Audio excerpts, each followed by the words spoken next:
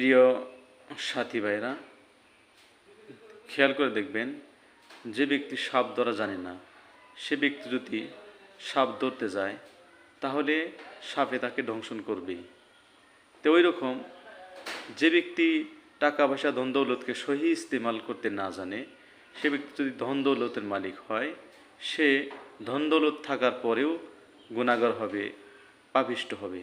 কিন্তু যে ব্যক্তি সহি ইস্তেমাল করতে জানে সে ব্যক্তি যত বড়ই ধনবান হোক না কেন সে সেই ধন দৌলতের দ্বারা ক্ষতিগ্রস্ত হবে না। কেননা সে আল্লাহ রাব্বুল আলামিন যেভাবে বলেছেন সেইভাবেই ধন দৌলত কামাই করবে এবং খরচ করবে।